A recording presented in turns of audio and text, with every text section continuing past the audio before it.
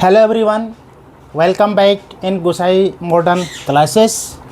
My name is Lakshman and I am a certified English teacher with 5 and 10 years experience.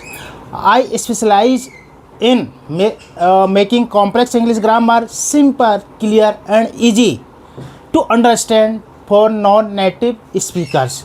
In my classes, we do not just memorize rules, we practice them through real everyday conversations book. So book a translation with a lesson with me today, and let's start improving your confidence together. Let's go. Okay so आज हम आगे बढ़ते हैं इसमें. कल मैं आपको already इसके पार्ट्स ऑफ स्पीच के विषय में बताया था, और अभी तक मैंने नाउन के विषय में टाइप्स ऑफ नाउन, उसके काइंड्स, उसके जेंडर, जो नंबर्स होते हैं, उसके जो है आपको उसके भेद के विषय में बता दिया था मैंने. साथ में उसमें जो एरर्स होते हैं उसके विषय में आपको बताया था. ठीक है. सो आज हमारा जो मेन इम्पोर्टेंट टॉपिक है वो है द प्रोनाउन. इसका पार्ट्स ऑफ स्पीच का दूसरा भाग, दैट इज़ प्रोनाउन. नाउन के विषय में हम अच्छी तरह से सीख चुके हैं. ठीक है. हम ऑलरेडी विल लर्न दैट कि pronoun is a word used for a noun. Pronoun वो शब्द है जो हम नाउन की जगह पे यूज करते हैं. ठीक है. अब क्या होता है, प्रोनाउन में भी हम इसके क्या प्रकार होते हैं, कैसे हम इसको यूज़ करते हैं, और इसमें क्या क्या हम लोग गलतियाँ करते हैं, कॉमन एरर्स जो हम बताते हैं, ये सब चीज़ें मैं एक एक करके आपको एक्सप्लेन करूँगा. सो अभी मैं जस्ट आपको ले जा रहा हूँ इसके प्रोनाउन, इसके जो है काइंड्स. फर्स्ट पार्ट में काइंड्स, प्रकार, प्रोनाउन के कितने प्रकार होते हैं. ठीक है. देखिए प्रोनाउन के जो है ये आपको प्रकार दिखा रखे हैं 8, जिसमें फर्स्ट है पर्सनल प्रोनाउन. ठीक है. जिसको हम बोलते हैं पुरुषवाचक सर्वनाम. पर्सनल प्रोनाउन जिसको हम बोलते हैं पुरुषवाचक सर्वनाम. इससे पता चला हम पुरुष के संबंध में इसमें हम बेसिकली बात करेंगे. इंट्रोगेटिव प्रोनाउन, यह है आपका प्रश्नवाचक सर्वनाम. तीसरा है रिलेटिव प्रोनाउन. रिलेटिव मतलब एक संबंध, जो हम रिलेटिव संबंध से बोलता है, संबंधवाचक जो है ये सर्वनाम हम बोलेंगे इसको. चौथा है डिमोन्स्ट्रेटिव. अब जो है डिमोन्स्ट्रेटिव से क्या समझते हैं, संकेत. डिमोन्स्ट्रेटिव मतलब संकेत, संकेतवाचक सर्वनाम. नेक्स्ट है डिस्ट्रीब्यूटिव प्रोनाउन. डिस्ट्रीब्यूट मीन बांटना, जो है विभाग, विभागवाचक सर्वनाम हम इसको बोलेंगे. Next indefinite pronounce. इंडिफिनिट में अनंत, अनिश्चयवाचक सर्वनाम हम इसको बोलते हैं. नेक्स्ट है रिफ्लेक्सिव प्रोनाउन. रिफ्लेक्सिव से मतलब यहाँ पे जो है निजवाचक, निजवाचक जो स्वयं के लिए हम लोग यूज करते हैं, निजवाचक सर्वनाम है. और अगला है रेसिप्रोकल प्रोनाउंस. रेसिप्रोकल से मतलब यहाँ पे है परस्परवाचक सर्वनाम है. परस्पर जो हम लोग जो है जिसमें दो यूज हो जाएंगे सर्वनाम, परस्परवाचक होता है. और एक और होता है इसमें इम्फेटिक, दृढ़वाचक जो है सर्वनाम हम जिसको बोलते हैं. तो ये सारे चीज़ें हम जो इसमें डिटेल में बताएंगे. आज मैं आपको पर्सनल प्रोनाउन जो यहाँ पे है एक दो के विषय में बताऊँगा. पर्सनल प्रोनाउन क्या होता है, पुरुषवाचक सर्वनाम क्या होता है. जिस प्रोनाउन से किसी व्यक्ति या वस्तु जानवर का बोध होता है उसे पर्सनल प्रोनाउन कहते हैं. पुरुषवाचक उसको सर्वनाम कहते हैं जिसमें किसी पुरुष या व्यक्ति, जानवर या वस्तु का बोध होता है. देखो इसमें क्या होता है, जैसे है I am sleeping, we are sleeping, you are sleeping, he is sleeping. इसमें देखो आई, वी व्यक्तियों के लिए यूज होता है, यू, ही, सी, दे होता है, या वस्तुओं के लिए हम यूज कर रहे हैं इसको. तो ये सारे जो है हमारे आई, वी, यू, ही, सी, दे जो भी है ये पर्सनल प्रोनाउंस कहलाते हैं. पर्सनल प्रोनाउंस के जो है क्या होते हैं, हमारे जो है 3 पर्सन उसमें हम इसको यूज़ करते हैं. फर्स्ट पर्सन जो हम जो है बातचीत करने वाला होता है, बात करने वाला होता है. The pronouns I and we denote the person और पर्सन स्पीकिंग, मतलब जो बोलने वाला होता है, जिसे संबंधित होता है फर्स्ट पर्सन, जो या आई या वी संबंधित होता है इससे. ठीक है. सेकंड है, सेकंड पर्सन होता है बात सुनने वाला. दैट इज़ जैसे यू डिनोट्स द पर्सन्स और पर्सन स्पोकन टू, या जिससे हम बात करते हैं, ठीक है। यह होता है सेकंड पर्सन, बात सुनने वाला, जैसे, ठीक है। यू थर्ड पर्सन है जिसके विषय में हम बात करते हैं। देखो हम आप और एक तीसरे व्यक्ति के विषय में हम बात करेंगे तो वो यहाँ पे थर्ड पर्सन कहला जाएगा। थर्ड पर्सन में क्या होता है, द प्रोनाउन ही सी जो है इट एंड दे, ये डिनोट क्या करते हैं, थर्ड पर्सन को इंगित करते हैं, से संबंधित होते हैं, ठीक है, जिसके विषय में हम बात करते हैं। तो ये तरह से जो है first, second and third person ये हमारे पर्सनल प्रोनाउन के भेद होते जाते हैं, ठीक है। अब जो है यहाँ पे एक नोट करने वाले आते हैं, हमेशा निर्जीव वस्तु या जानवरों के लिए हम जो है इट का प्रयोग करते हैं, ठीक है। इट का प्रयोग हम अपने लिए मानव उसके लिए नहीं कर सकते हैं, यहाँ पे वस्तुओं के लिए या जानवरों के लिए हम लोग इसका यूज़ करते हैं। तो ये पॉइंट आपको अपने इसमें नोट करनी है। अब नेक्स्ट है हमारा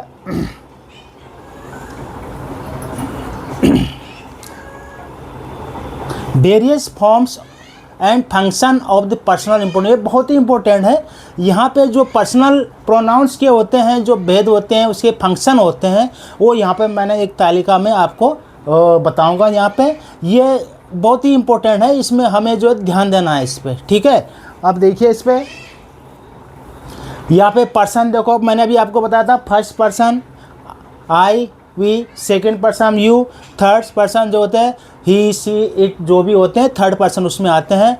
इसमें देखो फर्स्ट में भी सिंगुलर और प्लूरल जो है नंबर होते हैं, इसमें भी होते हैं, ठीक है।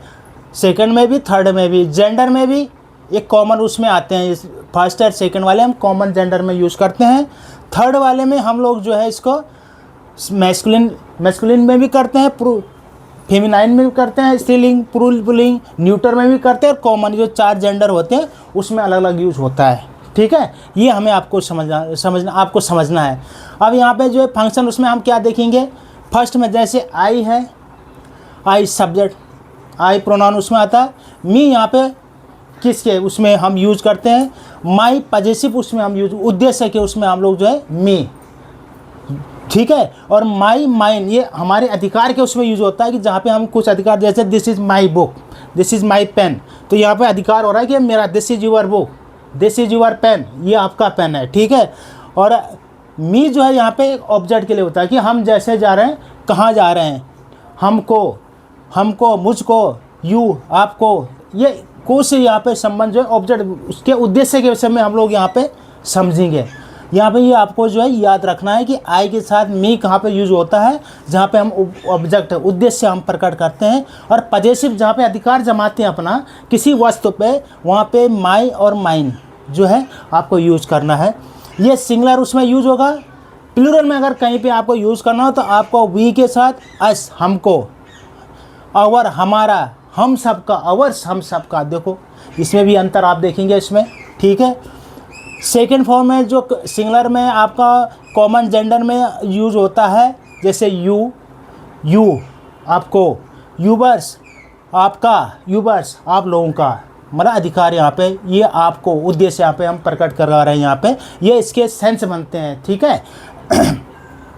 नेक्स्ट प्लूरल में आप देखो, ये सिंगुलर में यूज ऐसा होता है, प्लूरल में भी देखो आपको अगर कहीं यूज़ करना हो तो यू, यूवर, यूवर्स, इस तरह से हमें यूज़ करना है इसको। इसी का पर्सनल प्रोनाउन का थर्ड उसमें जो है सिंगुलर, जो मैस्कुलिन में पुल्लिंगवाचक में जो आता है हम ही का यूज करते हैं। फेमिनाइन में जो है सी का प्रयोग करते हैं, सी को। ही मीन्स वह, हिम मीन उसको, उद्देश्य के लिए, और हिज मीन उसका, ये उसकी जो है पेन है, ये उसका पेन है, दिस इज हिज पेन, ठीक है। या जैसे ये हर मन उसको वहाँ जाना है, हर, वहाँ पे हर का यूज होगा, उसको मतलब जहाँ पे उद्देश्य हम लोग जो है समझेंगे, हर मन उसका, यहाँ पे फिर हर हियर से मतलब उसका, ये अगर उसका pen, this is her pen, तो यहाँ पे फिर यहाँ पे जो है अलग सेंस में हर का यूज हो रहा है, यहाँ पे अलग सेंस में हो रहा है। तो ये हमें ध्यान देना है कि इसमें ऑब्जेक्ट में यूज हो रहा है या पजेसिव उसमें हम इसको यूज कर रहे हैं। थर्ड है सिंगुलर में न्यूटर जो मैंने आपको जेंडर में बताया था, इसमें हमेशा इट का प्रयोग करते हैं। इट मीन्स उसको, यार इट्स मीन्स उसका, न्यूट्रल जेंडर उसमें हम लोग जो है यहाँ पे इसको यूज़ करते हैं। और प्लूरल में जो कॉमन होता है हमारा, उसमें देम मीन्स उनको, दियर मीन्स उनका, या दियर्स मैंने उन सब का। ठीक है, ये इस तरह से हमारे पर्सनल प्रोनाउन के जो है हमें भेद यहाँ पे हम बताते हैं कि इसमें पर्सन ये होते हैं, नंबर इस तरह से यूज़ करते हैं, जेंडर में इस तरह से हमें देखना है, और ये चीज़ें होती हैं फंक्शन उसमें, जहाँ पे मीन हमें फंक्शन वर्क करना है। सब्जेक्ट में क्या यूज़ होना है, ऑब्जेक्ट में, और पजेसिव उसमें। पजेसिव में जहाँ पे अधिकार आपका जमाते हो, अधिकार जहाँ पे किसी वस्तु पे जमाते हो होता है, वहाँ पे ये जो है यूज़ होते हैं वर्ड्स उसके पर्सन के अकॉर्डिंग, उसके नंबर के अकॉर्डिंग, और जेंडर के अकॉर्डिंग। ठीक है, अभी डिटेल में आपको बाद में सेंटेंस में बताया जाएगा। नेक्स्ट आपको बढ़ते हैं आगे। दूसरा है हमारा इंट्रोगेटिव सर्वनाम, प्रोनाउन। ठीक है, प्रश्नवाचक सर्वनाम जिसको हम बोलते हैं। इसमें क्या होता है कि जहाँ पे हम प्रश्न पूछने का जो है एक काम करते हैं, जहाँ पे जो है हम प्रश्न पूछने का कार्य करते हैं, उसको इंट्रोगेटिव सर्वनाम कहते हैं। अब हम जैसे कई प्रश्न पूछते हैं, सीधे ये बोलते हैं कि जी हमने प्रश्न पूछ लिया, लेकिन उसको आप डिफाइन करते हैं कि इसमें सर्वनाम क्या है, इसमें नाउन क्या है, इसमें प्रोनाउन क्या, इसमें वर्ब क्या है। तो ये पूरे इसका पार्ट्स स्पीच का जो पार्ट होता है, इसीलिए यहाँ पे समझा जाता है कि आप पूरे उसमें जो है इसको समझ सके। इसमें जैसे who, whose, which, whom, which, what, ये सारे जो है शब्द जो है प्रश्नवाचक उसमें आते हैं। ठीक है, हमेशा याद रखना। देखो who, whom, who, whose, who means कौन, हुज मैंने किसका, होम मैंने किसके लिए, ये हमेशा मनुष्य के लिए, व्यक्तियों के लिए यूज होता है। लेकिन व्हाट मीन्स क्या है, व्हाट, और व्हिच मीन्स कौन सी। व्हाट मीन्स क्या, व्हिच मीन्स कौन सी, ये जो वस्तु को इंडिकेट करता है।